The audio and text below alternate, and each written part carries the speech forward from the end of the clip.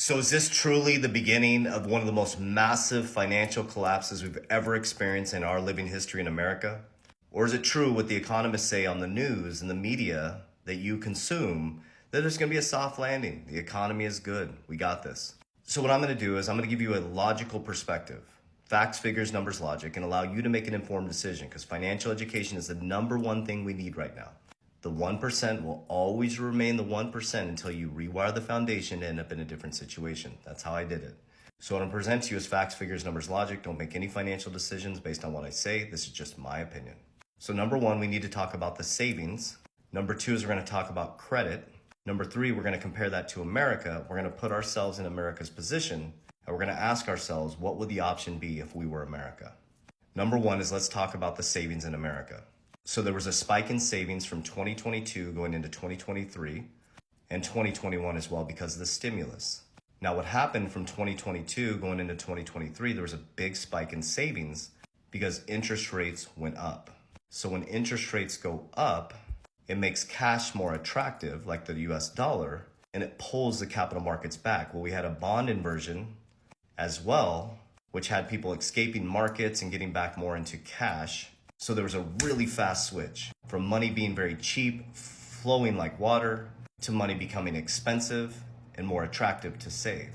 Well, it's like they're swinging the pendulum so big. So number one is savings, but now what's happening now is 2023, I told you guys, Q2, Q3, Q4, 2023, you're gonna start to see a big market pullback for a couple reasons. Is now people's savings are being drained. They're going down now because interest rates have been so high for a long period of time now. Inflation has stayed high, and now gas prices are starting to go up because Israel got invaded.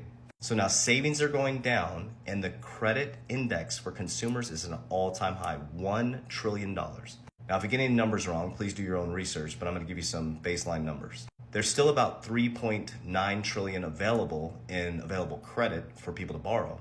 But here's the problem. If you got no money in the bank to service that debt, and companies don't have the ability to borrow anymore because it's expensive, and they're going to start laying people off, and you start to lose your paycheck, you won't be able to service that debt.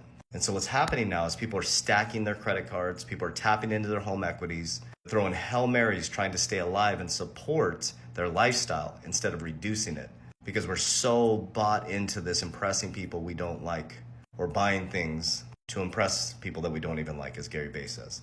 Okay, so we have savings are draining, consumer credit index at 1 trillion right now, the highest it's ever been. Interest rates are going to continue to go up, and now we have a looming war on the horizon, which could raise gas prices and make it more expensive for you to live. Rent's gone up 20 to 30%, so now the normal everyday person is struggling to survive. Okay, the tipping point is here. So let's put ourselves in America's position. So you're now America, okay? So you're America, and you're sitting in your house, and you're at 33 trillion in debt. You have more debt than you have income. So let's say you're America and you make $3,000 a month and you have $5,600 in debt that you need to service every single month. So you're fucked. You can't pay your bills. So you have to go to other people to borrow. So the first place you go to is the bank. And the bank says, you don't have any ability to service this debt. So we're not only going to not give you any more debt, but we're going to lower your credit rating. That happened to America. So America has 30% of their debt outside the United States. Most of it's held by Japan and China. So they have to go borrow for critical services. So now you're America, and you no longer can get debt from the bank because you can't service that debt. So other countries probably don't want to lend to us anymore. So you go to grandma and grandpa like, hey, can I borrow a couple dollars? Like, we've been here before. So you drain grandma and grandpa. Then you go over to your parents, you drain them. There comes to a point where you can't service the debt. You have no more money. The difference between you and America is they can turn on the printing machine. You can't. So, as an individual, if you were America, you'd have to file bankruptcy, or you'd have to reset your system and start over at ground zero. So let's get back to America. So what is America going to do? 120% debt to income ratio, 33 trillion in debt. We literally can barely pay the interest on that debt. That money should be going into critical services, roads, all the different things that we pay taxes for, but it's basically to pay the interest on the debt.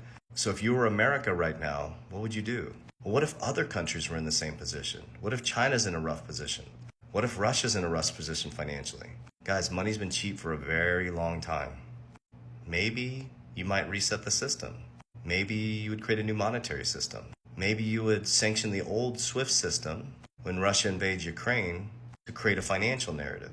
Maybe you'd get people to look this way so they're not paying attention when the whole financial system is switching over this way. Maybe you'd create a bank bail-in committee in 2012 that Jay Clayton now sits on the board as the one that initiated the case against Ripple in 2020. Maybe you'd create an FOMC, Future Oversight Committee, to regulate non-bank financial institutions in 2012. And maybe you tell Rosie Rios in 2012 to reduce coin and cash usage, getting them ready for a massive, massive financial reset. Because the only way to get people to move is through what? Emotion. Because you can only control three things: your thoughts, your actions, and your emotions. So if you're in fear, you will move. If you can't feed your family, you will implement it.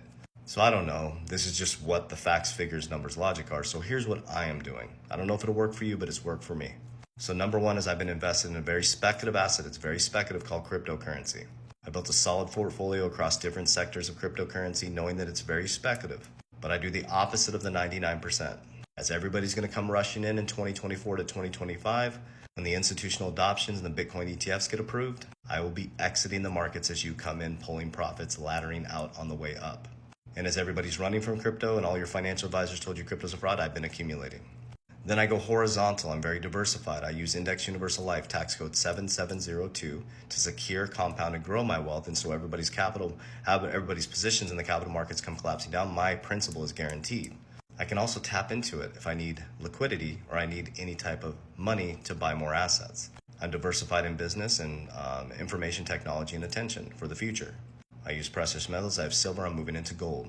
And I'm going to talk about this area, which I'm not an expert in, but I'm going to work with experts because I need tax liabilities, which is real estate. So we're going to be going vertical with 506Bs as we go into next year inside of our Warrior Academy, is we're going to be looking at apartment complexes. Because remember, you're going to own nothing and rent everything. That's what they say. I don't know. And my number one thing that makes me the richest man in the world, and I'll continue to say this boldly, is my relationship with God and following the life of Jesus.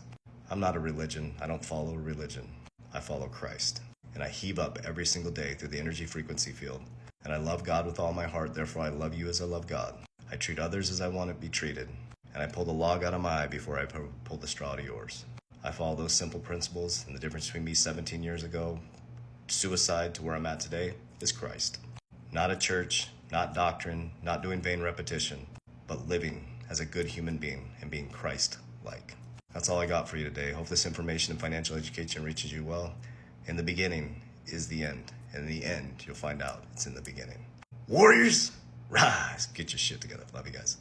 Remember, warning, I will never proactively DM you or comment. That is, well, I comment, but I won't comment about your investments. I won't tell you to contact me on WhatsApp or any Telegram or anything. That's not me.